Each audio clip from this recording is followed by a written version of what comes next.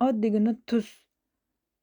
Tuzni foydali taraflari, tuz hamma taomlaringizga ta'm beradi, mazza beradi. Taomlarda, salatlarda ishlatsangiz bo'ladi. Faqatgina ozmoqchi bo'lganlar tuzni kam miqdorda qo'llaning. Chunki tuz, shakar, un mahsulotlari odamni bilasiz semirtiradi, odamni kilosiga kilo beradi. Shuning uchun dietadagilar tuzni oz iste'mol qilganlari yaxshi. Undan keyin ko'zi yaxshi ko'rmaydiganlar, zreniyasidan qilganlar tuzni kam iste'mol qilgani ma'qulroq. Azizlarim, tuzni yana shampuningizga aralashtirsangiz ham, bosh yuvishdan oldin shampuningizga tuz qo'shsangiz, o'lik teri hujayralarini yuvib yuboradi. Kepak va quruqliklarni yo'qotadi.